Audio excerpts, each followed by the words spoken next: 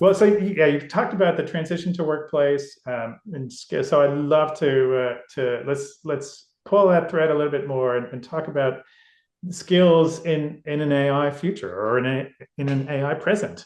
Mm, What skills are important today and moving forward, other yeah. than being able to put an internet hub in your shoe and Um, so I think the essential human skills hmm, become more important.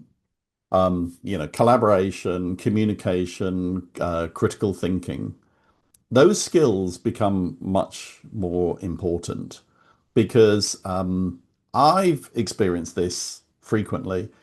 AI will take my dumbest suggestion, tell me it's brilliant, and yeah, tell me how to implement it. Or I'll ask a question, it will give me a well-reasoned, well thought out 5-page paper full of rubbish hmm, because I've asked the wrong that's question what I asked you to or do. Yeah, it's misinterpreted things. And so all of those critical thinking skills, communication skills come back in as being really, really important because I need to be able to dig further into the support it is giving to me in the same way you do when you work with an intern. hmm, The intern scuttles off and does something for you, hmm. comes back and you go, I know that you interpreted my request like that, but actually I didn't want a spreadsheet. I wanted this or whatever. Um, Yes, right. the challenge I think for the education system is that we have maybe focused a lot on fact retention and recall. And we've drifted away from the essential human skills because they're a lot more difficult to assess. Right. Um, and I'd argue we probably worried that the assessment has been subjective rather than objective. Oh God, I'm going to go back about 25 years ago with the chief examiner of exams in the UK. And we had this conversation about the examination system, and they were very driven around objective assessment. And then I explained how recruitment happens in the commercial world, which is like at Microsoft in the UK, we used to interview 1,500 potential graduate hires in one day. There'd be a big panel of us. I would see 25 people, and in 20 minutes, I would subjectively make up my mind whether that person is the right kind of fit or whatever. Right. Um, now And we, probably in the we first 20 seconds, right? oh, You're at least had an indication, right? we've all done that, haven't we, Dan? Where you're interviewing somebody and you know you've got to make the interview last 20 minutes, but you're not sure how you're going to ask the next question. So you're in that situation. Well, we've kind of lost a bit of trust in the education system and the educators to be able to make those judgments for us. So we've added big, complicated assessment systems. How do we get back to being able to assess those what are now critical skills? They're not soft Hmm. skills, they're Right. actually critical skills, and they're critical because those are the skills that are going to survive the AI apocalypse when AI starts doing other parts of our jobs. Yeah. And so yeah, how do you assess them? How do you certify them? How do you communicate them? Today, the only way that is communicated is like as an employer into a job interview where somebody talks about what they've done before and they come out with their passion and tell you about difficult challenges, not from the piece of paper. Right. Right. There's so many thoughts bubbling around in my head. I love where you're taking this. There was a really interesting report that the World Economic Forum released last month, and they talked about and we talk a lot about durable skills, like those human skills, and actually made a really fascinating point in that report that durable skills, human skills, aren't necessarily durable. So what happened during COVID when we weren't interacting, when we weren't Hmm. working with people? They have research that charts the decline in those skills, um, and then since then, coming back up, which I never considered. I just said, well, that's part of who I am as a human. That's part of who you Mm. are, right? That's intrinsic. But it does raise a question. Then not only how should educational institutions be assessing this, but then how should they be educating, training the learners on this, and should that come from formal education, or is the reality we're also gathering that from life, from non-formal learning, from informal learning, work, hobbies, passion projects. So yeah, interested in your thoughts on that. Yeah, it's uh, so if you'll excuse me, I'm going to relate this back to AI because I told you I only think about it when I wake up in the morning. The only thing I think about is I'm AI. guessing you're running this whole discussion through ChatGPT, and it's coming up. You've got a teleprompter in front of you, right? Yeah. Oh, I'm not sure even the worst model could be as dumb as me with some of the things I say. But anyway, Oh, so okay. if I think about the way that I see other people using AI is um, there's two ways to think about it. It's like, oh, I've got this task, help me with this task. And the other is to see it as a true thinking partner. It's not a tool, it's not a pencil, it's something there that I can use to help me increase my cognitive ability. Help me think about things I wouldn't have thought about. Help me brainstorm in ideas that I would have got stuck on. Yeah. And so the skill set isn't as easily accessible or as easily teachable because it's not like, oh, well, I'll teach you this technique. It's, I've got another form of intelligence alongside me. And so often people come to me and say, oh, how do I get it to help me with this task?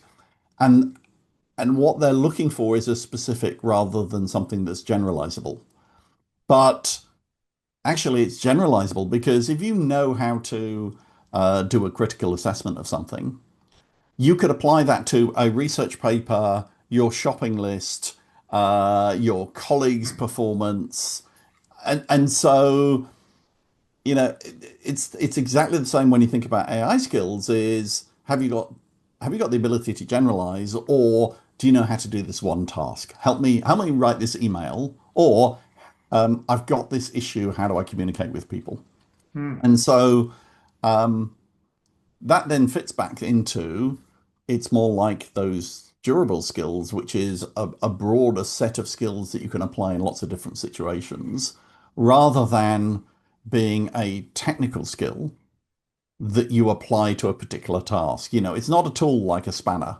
If you've got a nut-shaped thing, then you know you need a spanner. It's not like that at all. It's about how do I use this to help me get somewhere? And so it's like those other skills. Hmm. Fascinating. Yeah, let's dig in a little further. And again, that report that I mentioned, it's called New Economy Skills: Unlocking the Human Advantage. And at the end of it, in addition to the great research in the middle, it has a call to action around how to uh, develop, assess, and ultimately recognize or credential Yep. human-centric skills, these durable skills that we're talking about.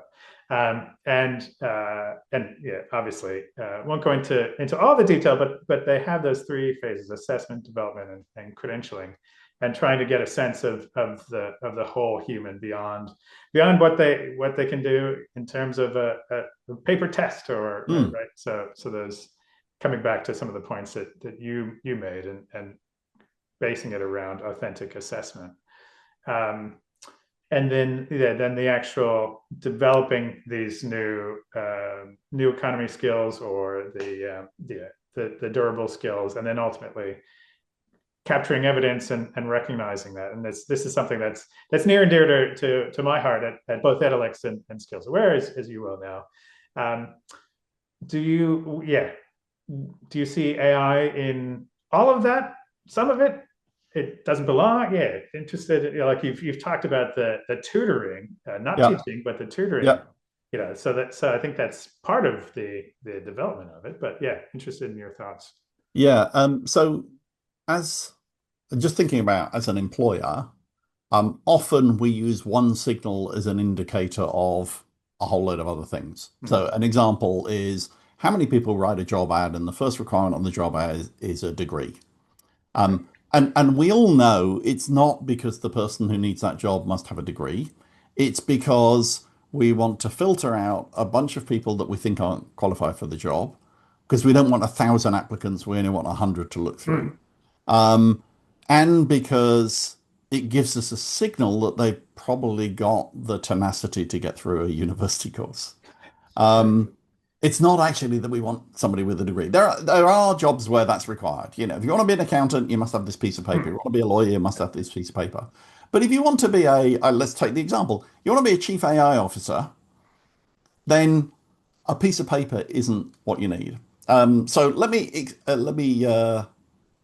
just demonstrate with a personal example. Um, in all of the roles you talked about that I have done, a basic requirement has been that you must have an MBA. Like every job that I've done in the last 15, 25 years has had MBA as a requirement. I don't have an MBA. It's had graduate as a requirement. Dan, I know this is just between you and I don't have a degree. So I don't meet the criteria. Right. But Right.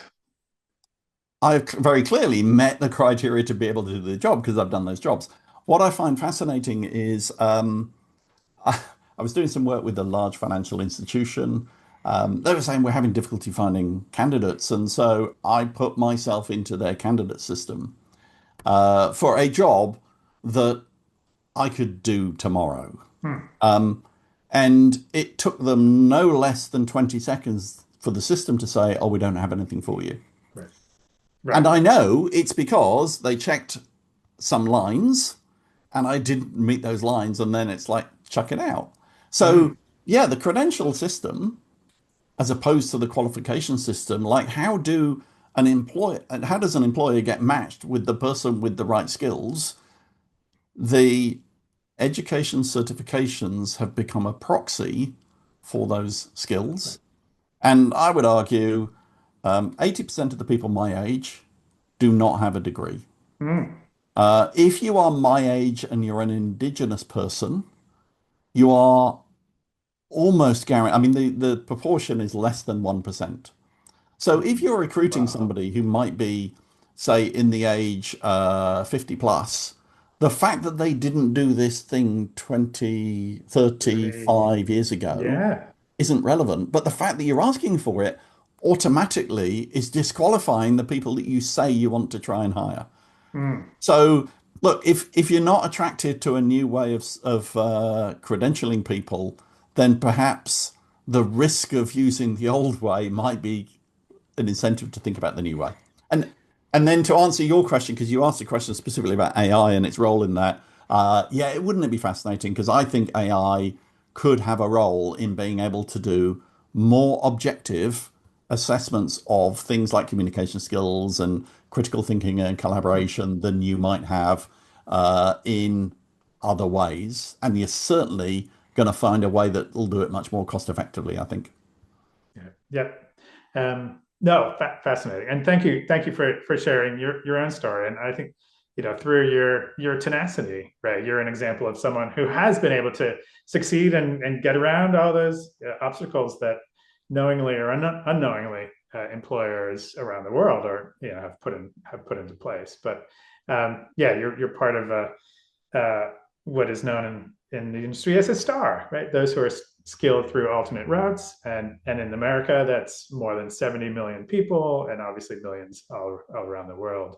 Um, and we're seeing, we're and there are many in the industry who are fighting to break those barriers down. But the challenge is, yeah, if you have 1,500 candidates and you can winnow it down to a more manageable list, not necessarily a better list, but a more manageable list, or you send it through applicant tracking systems and they're just looking to see tick this box, then you're screening out great candidates. So Yeah, and we're moving into post a post technology economy where your ability to know the facts isn't as important as your ability to apply it. And so, that we go back, that changes the role of education, but it also changes the role of certification because certification has often been about, is your memory good enough to remember the answers for this exam? mm. So four stars uh, are there different skill, like recognizing that there is still this obstacle in the place of stars around the world today without those formal degrees and formal recognition. Um, are there alternate skills that they should have or alternate pathways that they should explore? Or does that actually give them that advantage that they have more of that real world experience? And Mm. so potentially it becomes less and less of an issue over time. Yeah, I think the real answer is it's going to become employer led. And the challenge, no, there are no challenges, there are only opportunities, aren't there? The opportunity then for the education system is how do they get aligned with employers? So Right. if I think so, let's talk about it in the tech world. One of the most valuable qualifications that you can get in the tech world to get a job is a Microsoft certification or a Cisco Mm, certification. right. Um, Now, that has been done outside of the education system, but it's because it's linked into the employer model. Like, if you're a Microsoft partner, you've got to hire certain people with certain certifications. If you're an employer, you know that that certification definitely means that person has those skills. Right. And so, how do we do that for? Mm, I love the phrase durable, the durable skills.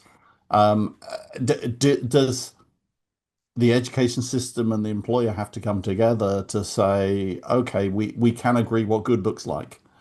Because I suspect today, if you think about communication skills, I suspect an education institution's view of what good looks like and an employer's view of what good look like would be in different places. yes. I And hear this. even contextualized, right? Oh, Is it in a medical setting, so it's bedside, it could be life or death, or retail, or business, yeah, or I education? remember working with a childcare provider and them saying, the standards haven't changed, but the employees we have coming through the door with that certification don't meet Hmm. the same standard that people did 5 years ago. So we have to train them directly. So, you've got to close that gap Right. between um, the education system and the employer. Hmm. And maybe rather than close it on things that have been around forever, is how do you do that for some of the skills that haven't been certified, haven't been credentialed in the past? Like critical thinking would be a really good example. We Hmm. know how important that is going to be. So who can create that certification and credential that is in that has the confidence of employers? Hmm. Right. Right. Yes. And I know there are organizations and we work with a not-for-profit out of the U.S. called the Council for Aid to Education, and they have performance-based assessments to really surface evidence of those durable skills. But it is not your typical multiple choice, right? So, Mm, yeah. um, right. So, And that's, then it's really interesting to think about how AI might help you in that. I mean, I think when the first crisis wave hit and we couldn't trust a word a student wrote, there was a lot of discussion about can AI do the Vivas hmm, and do that actual yeah. conversational assessment. So maybe the same would be true. But yeah, which education organization has got the ability to be able to make that happen, or does it have to be the I don't know, the KPMG standard for communication or whatever that then becomes adopted more broadly? I guess if I was a credentialer, how could I get a bunch of employers to be validating this? That is exactly how the legal profession works, the accounting profession works, the Hmm, engineering profession works. All of those credentials that come out from universities have all been done with industry. So, somebody's going to come out with the critical thinking credential. right. Right. Yeah. No.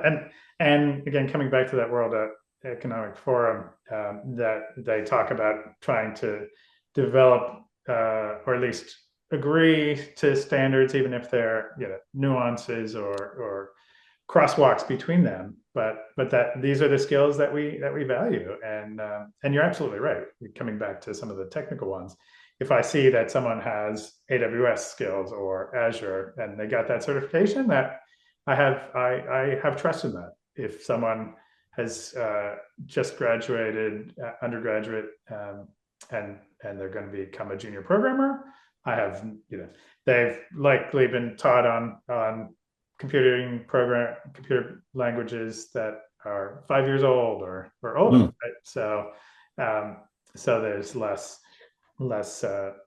yeah, we have less trust and reliability of that as an indicator of this is someone that we want to bring on the team.